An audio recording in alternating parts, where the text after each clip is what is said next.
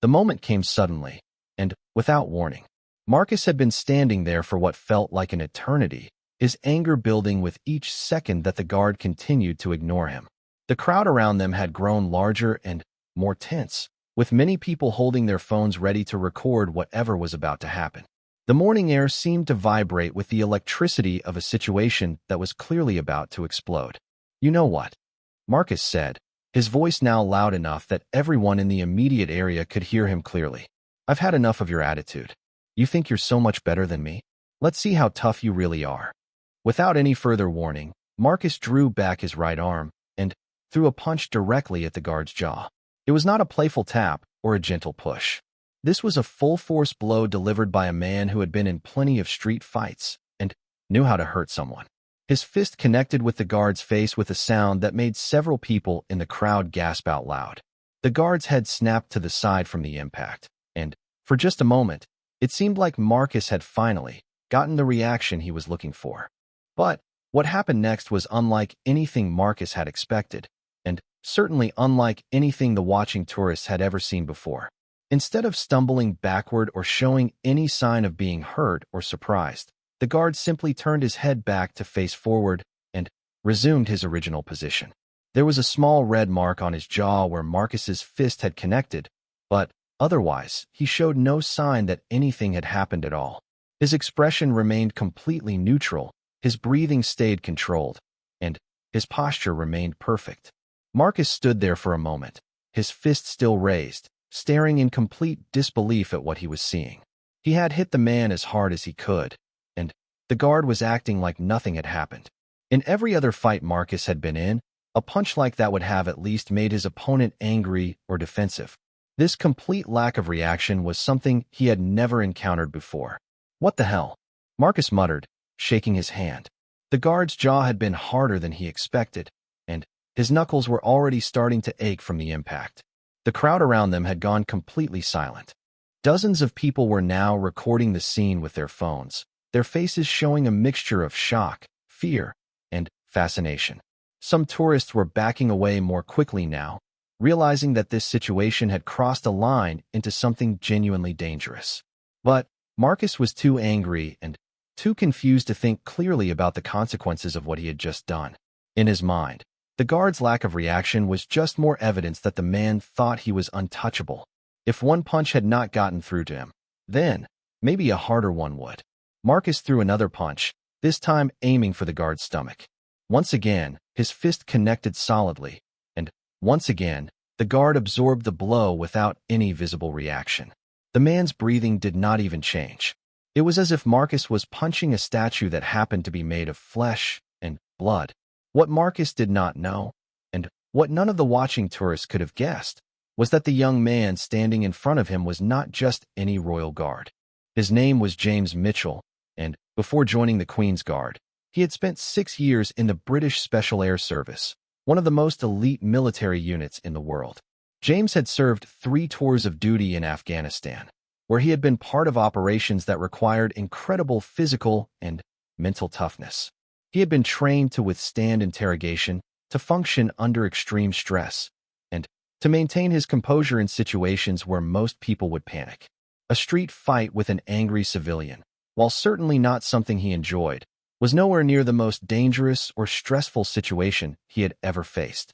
More importantly, James understood exactly what was happening here and what his options were. His training as a royal guard was clear about his duties and responsibilities. He was not allowed to abandon his post, and he was not allowed to engage in fighting with members of the public unless there was an immediate threat to the royal family or to other people's safety. One angry man throwing punches at him did not qualify as that kind of threat. But James also understood something that Marcus did not. Every action taking place here was being recorded by multiple security cameras, and there were several plainclothes protection officers positioned throughout the crowd who were already moving closer to intervene.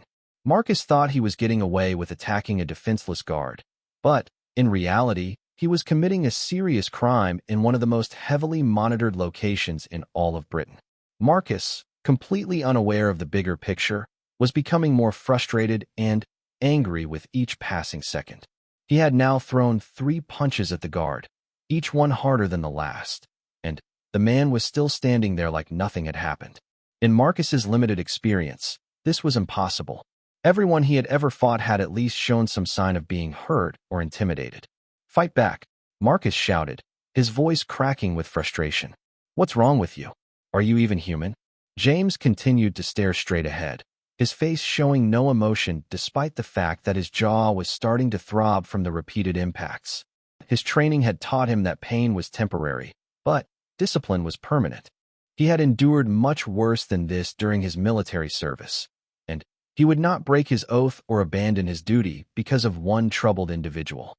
The crowd was growing larger by the minute as word spread through the tourist area that something dramatic was happening at the palace gates. People were arriving from all directions, many of them holding up their phones to record the scene. Social media posts were already starting to appear with hashtags like Royal Guard attacked and Buckingham Palace fight. Marcus could hear the murmur of voices around him, some expressing shock at what they were witnessing, others wondering why the guard was not defending himself. A few people were calling for someone to intervene, but most seemed too shocked or scared to do anything but watch and record. What the crowd could not see were the three men in civilian clothes who were now positioned at strategic points around the area. These were armed protection officers whose job was to ensure the security of the palace and everyone in it. They had been watching the situation develop from the moment Marcus had raised his voice at the guard, and they were now ready to act. The decision about when to intervene was not taken lightly. These officers understood that their actions would be scrutinized later, and they wanted to give the situation every possible chance to resolve itself peacefully. But Marcus's escalating violence was making it clear that peaceful resolution was no longer possible. Detective Sergeant Sarah Williams, a 15-year veteran of the protection unit, spoke quietly into her radio microphone. "Control, this is Williams. We have a situation at Post 3. Subject has physically assaulted the guard multiple times, requesting immediate backup and preparing to intervene." The response came back immediately. "Roger that, Williams. Backup is en route. You are authorized to take action as necessary." Marcus, still completely focused on the guard in front of him, had no idea that this conversation had taken place. He was preparing to throw another punch when he suddenly felt a firm hand on his shoulder. "Sir," said a calm but authoritative voice behind him, "I need you to step away from the guard immediately." Marcus spun around to see a woman in plain clothes standing behind him. She was not particularly tall or imposing, but there was something about the way she carried herself that suggested she was not someone to be taken lightly. Her eyes were sharp and focused, and she had positioned herself in a way that blocked his escape route without seeming threatening. The handcuffs clicked shut around Marcus's wrists with a sound that seemed to echo in the sudden quiet that had fallen over the crowd. Detective Sergeant Williams maintained her professional demeanor as she completed the arrest, but Marcus could see the disapproval in her eyes. He was no longer the intimidating street tough he had thought himself to be just minutes earlier. Now he was just another criminal who had made a very public and very stupid mistake. "Marcus Thompson," Williams said, reading from his identification after searching his pockets. "You are being arrested on suspicion of assault against a member of Her Majesty's Guard, disorderly conduct, and breach of the peace. Do you understand these charges?" Marcus said nothing. His mind was racing as he tried to process what was happening to him. The anger that had driven him to this point was being rapidly replaced by fear and confusion. He had been arrested before, but never for anything this serious, and never in front of so many witnesses. The crowd continued to watch as the officers began to escort Marcus away from the scene. Many of the tourists seemed shocked by how quickly the situation had escalated and been resolved. The professional efficiency of the police response had been impressive, but what had really amazed most of the observers was the absolute discipline shown by the Royal Guard throughout the entire incident. James Mitchell remained at his post, still staring straight ahead, with the same perfect posture he had maintained throughout the attack. The red mark on his jaw was more visible now, and there was a slight swelling that would probably develop into a bruise over the next few hours. But he showed no sign of pain or distress, and his breathing remained steady and controlled. A senior officer approached James and spoke quietly to him. "Guard Mitchell, are you injured? Do you require medical attention?" "No, sir," James replied without moving his head or changing his expression. I am fit for duty. Very good. There will be a full investigation of this incident, and we will need a statement from you later. For now, continue with your duties. Yes, sir. The officer nodded and stepped away, impressed once again by the professionalism and dedication of the men and women who served as royal guards. This was exactly the kind of discipline and composure that made them respected around the world. As Marcus was led away through the crowd, he could hear fragments of conversation from the tourists who had witnessed the attack. Most of them were expressing amazement at the guard's self-control and discipline. Some were taking pictures of James, clearly impressed by his ability to maintain his position despite being assaulted. A few were discussing what they had just seen with the kind of excitement that comes from witnessing something truly extraordinary. Did you see that? An elderly American tourist was saying to his wife. That young man just stood there and took it. Never even flinched. That's real professionalism right there. I can't believe someone would attack a guard like that, replied a woman with a French accent. What did he think was going to happen? This is Buckingham Palace, not some street corner. Marcus heard these comments and many others as he was walked through the crowd toward the waiting police vehicle. Each word felt like another nail in the coffin of his rapidly deflating ego. These people were not impressed by his toughness or his willingness to fight. They were impressed by the guard's ability to absorb his attacks without reacting. In their eyes, Marcus was not the hero of this story. He was the villain. The police van was waiting just outside the main tourist area, positioned so that Marcus's arrest would not cause too much disruption to the normal flow of visitors. As he was helped into the back of the vehicle, Marcus caught one last glimpse of the guard still standing at his post, still maintaining the same perfect discipline that had frustrated him so much. For the first time since this whole incident had started, Marcus began to really think about what he had done and what the consequences might be. Assaulting a royal guard was not like getting into a bar fight with some random guy. This was an attack on one of Britain's most respected institutions, carried out in front of hundreds of witnesses and recorded by dozens of cameras. The evidence against him was overwhelming, and the penalties could be severe. During the drive to the police station, Marcus sat in silence as the reality of his situation continued to sink in. His brief moment of anger had potentially ruined his life in ways he was only beginning to understand. He would almost certainly face criminal charges, and those charges would become part of his permanent record. Finding employment had already been difficult for him. Now it would be nearly impossible. Detective Sergeant Williams rode in the front of the van, occasionally glancing back at Marcus through the security partition. She had been dealing with incidents like this for years, and she could usually predict how they would unfold. Men like Marcus often acted tough and aggressive in the moment, but once they were away from their audience and had time to think about their actions, reality usually set in pretty quickly. At the police station, Marcus was processed through the standard booking procedure. His fingerprints were taken, his photograph was captured from multiple angles, and he was asked a series of questions about his identity and background. Throughout this process, he remained largely silent, answering only the questions that were legally required. The custody sergeant who handled his booking was a veteran officer who had seen every type of criminal London had to offer. He looked at Marcus with the kind of weary professionalism that comes from years of dealing with people who had made bad decisions. First time attacking a royal guard? The sergeant asked with dark humor as he completed the paperwork. Marcus said nothing.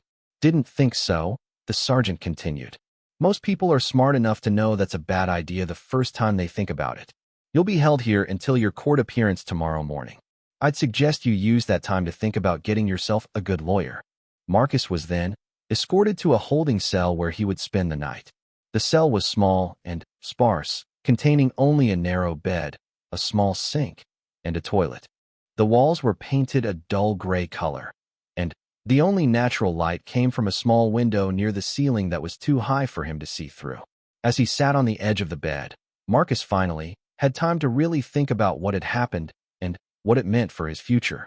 The anger that had driven him to attack the guard seemed ridiculous now. What had he been trying to prove? That he was tougher than a trained soldier? That he deserved more respect than someone who had dedicated his life to serving his country? Meanwhile, back at Buckingham Palace, James Mitchell continued his duty shift without any visible sign that he had been affected by the morning's incident. When his replacement arrived at the scheduled time, James marched away from his post with the same precise movements he had displayed throughout the attack. His jaw was sore and would likely be bruised for several days, but he felt a sense of satisfaction in knowing that he had upheld the standards and traditions of the Royal Guard. Later that evening, James would be interviewed by investigators who were building the case against Marcus.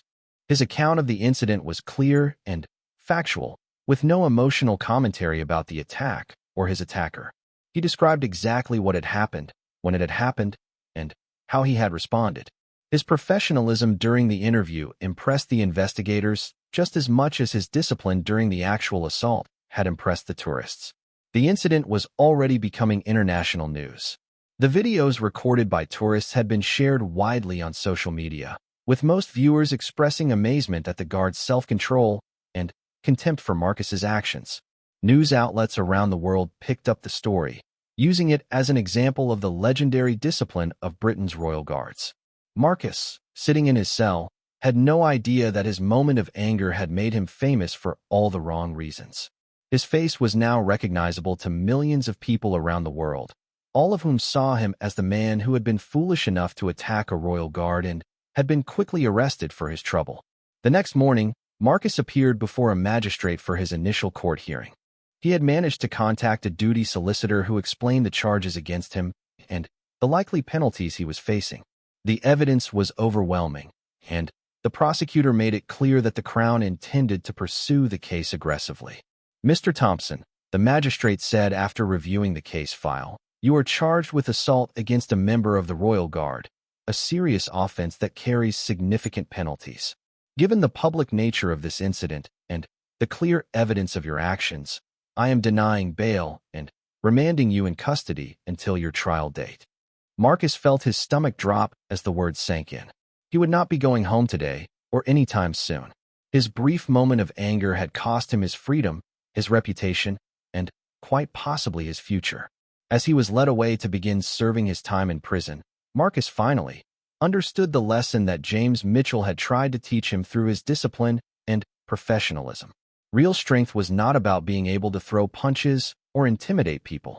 Real strength was about having the self-control to do the right thing even when it was difficult, even when you were being provoked, and even when no one would blame you for reacting differently.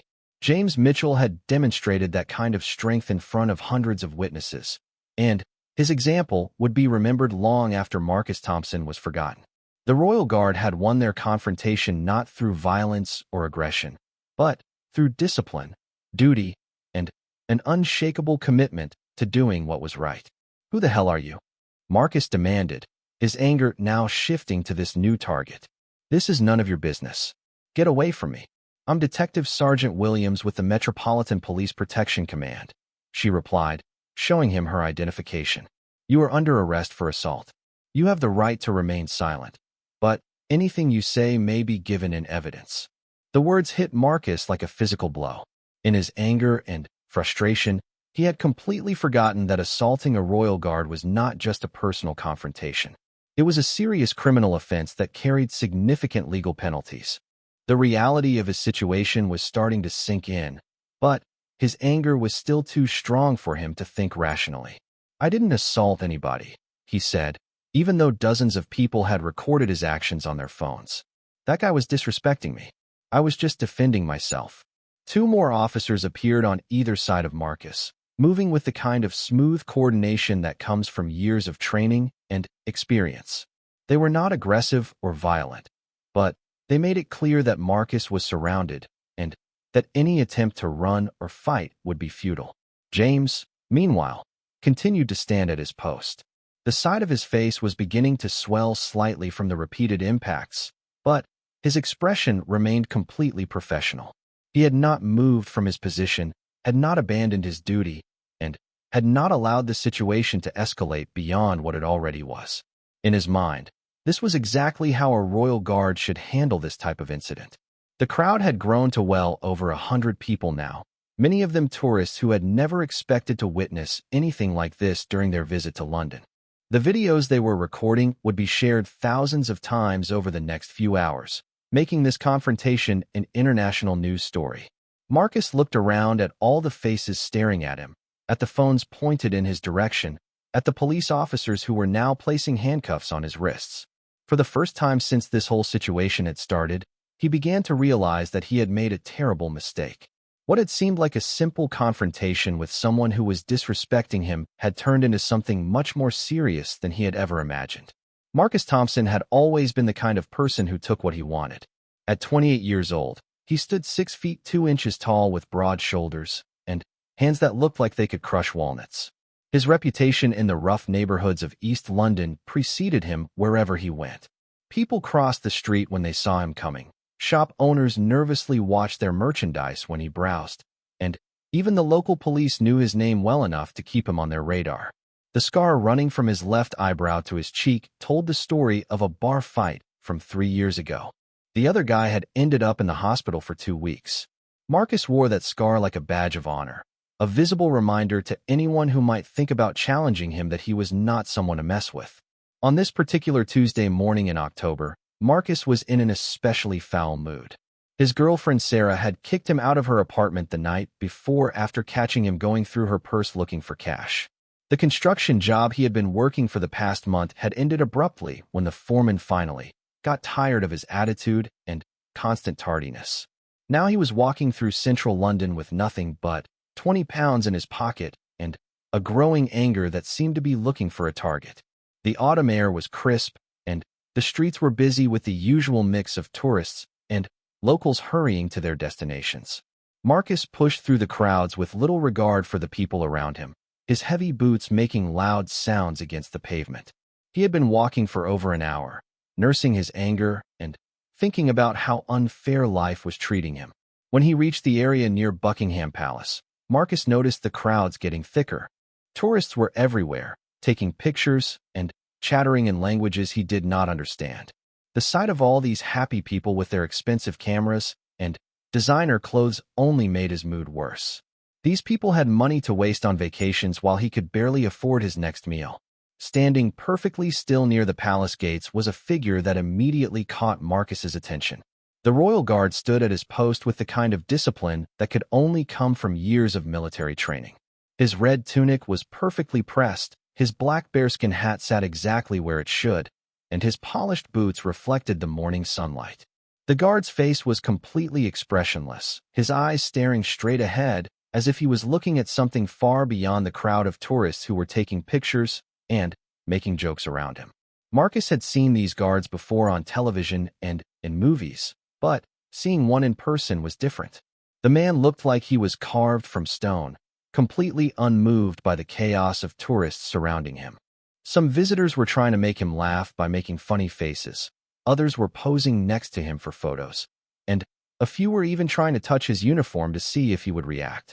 Through it all, the guard remained perfectly still. "Look at this guy," Marcus muttered to himself, pushing closer to get a better view. "Acting like he's some kind of statue or something. Probably thinks he's better than everyone else just because he's wearing that fancy costume." The crowd around the guard was mostly keeping a respectful distance, but Marcus noticed how some of the tourists were getting bolder with their attempts to get a reaction. A group of teenagers from what sounded like Germany were making increasingly loud noises, trying to break the guard's concentration. An elderly American couple was debating whether the guard was even real or just a very good wax figure. Marcus watched this scene for several minutes, his irritation growing with each passing moment. Here was this man, probably not much older than himself, standing around doing absolutely nothing while being treated like some kind of tourist attraction. Meanwhile, Marcus was struggling to find work and keep his life together. The unfairness of it all seemed to burn in his chest. "Must be nice," he said loudly enough for the people around him to hear. "Getting paid to just stand there looking pretty. Real tough job, that is." A few tourists glanced at Marcus with disapproving looks, but most ignored him and continued taking their pictures. This only made Marcus more angry. Even these strangers seemed to think the guard deserved more respect than he did. The guard himself showed no sign of having heard Marcus's comment. His breathing was so controlled that his chest barely moved. His hands remained perfectly positioned at his sides. Even his eyes did not seem to blink as often as a normal person's would. It was as if he had trained himself to become a living statue. This level of discipline and control was something Marcus had never experienced in his own life. He had always been the type of person who acted on his impulses, who said what he was thinking without considering the consequences. Seeing someone with such complete self-control made him feel somehow inadequate, which only fed his growing anger. As the minutes passed, more tourists arrived, and the crowd grew larger. Marcus found himself being pushed closer to the guard as people tried to get better positions for their photos. He could now see the fine details of the man's uniform, the precise way everything was arranged, the absolute stillness of his posture. "Hey," Marcus called out, his voice cutting through the general chatter of the crowd. "You deaf or something? I'm talking to you." Still no reaction from the guard. Not even a twitch of recognition that someone was speaking to him. This complete lack of response was like pouring gasoline on the fire of Marcus's anger. He was used to people being afraid of him, or at least acknowledging his presence. This man was treating him like he did not exist at all. Several tourists had stopped taking pictures, and were now watching the interaction between Marcus and the guard with growing interest. Some looked concerned about where this might be heading, while others seemed curious to see if the famous discipline of the royal guards could be broken. Marcus stepped even closer, now standing just a few feet away from the guard. From this distance, he could see that the man was probably in his early 20s, with a clean-shaven face that showed no sign of emotion or concern. His skin had the healthy color of someone who spent time outdoors and took care of himself physically. There was something about the way he held himself that suggested this was not someone who had lived an easy life, but rather someone who had earned his position through hard work and dedication. This realization should have made Marcus step back and reconsider what he was doing. Instead, it made him even more resentful. Here was someone who was probably younger than him, who had clearly made something of himself, who was respected by thousands of people every day. Meanwhile, Marcus felt like his own life was falling apart, and no one cared about his struggles.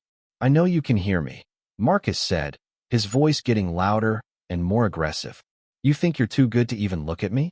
Think you're some kind of hero because you wear that costume?" The crowd around them was getting noticeably quieter.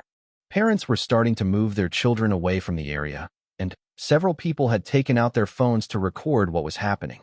The tension in the air was becoming thick enough that even casual observers could sense that something was about to go wrong. Marcus could feel all the eyes on him now, which only made him more determined to get some kind of reaction from the guard. He had started something in front of all these people, and his pride would not let him back down now. In his mind, this had become a test of wills, and he was not about to lose to some guy in a funny hat who was probably too scared to defend himself. The guard continued to stare straight ahead, his breathing steady and controlled. If he was aware of the growing tension around him, or if he was concerned about what might happen next, he gave no sign of it. His training had prepared him for exactly this kind of situation, and he was following his instructions to remain at his post and maintain his composure no matter what happened around him. But Marcus interpreted this calm discipline as arrogance and disrespect. In his world, when someone ignored you like this, it meant they thought they were better than you. And, in Marcus's experience, the only way to handle that kind of disrespect was with force. The morning sun was climbing higher in the sky, casting sharp shadows across the palace grounds. The crowd had grown larger but quieter, with more people becoming aware that something serious was developing. Some tourists were moving away from the area entirely, while others were positioning themselves to get a better view of whatever was about to happen. Marcus could feel his heart beating faster as his anger reached a boiling point. Every second that passed without a response from the guard felt like another insult, another sign that this man thought he was untouchable. The rational part of Marcus's mind knew that he was about to cross a line that could have serious consequences, but that voice was being drowned out by his rage and his desperate need to prove that he was not someone to be ignored. The guard remained perfectly still, a model of professional discipline and training. He had dealt with difficult tourists before, but something about this situation felt different. The man confronting him was not just another curious visitor trying to get a reaction. There was a genuine anger and aggression in his voice that suggested this could escalate beyond mere verbal harassment. Still, his training was clear. No matter what happened, no matter what anyone said or did, he was to remain at his post and maintain his composure. The reputation of the royal guards depended on exactly this kind of discipline, and he would not be the one to break that tradition. The tension continued to build as Marcus stood there, his hands clenched into fists at his sides, staring at a man who seemed determined to treat him like he was invisible. The stage was set for a confrontation that would change both of their lives in ways neither of them could have imagined.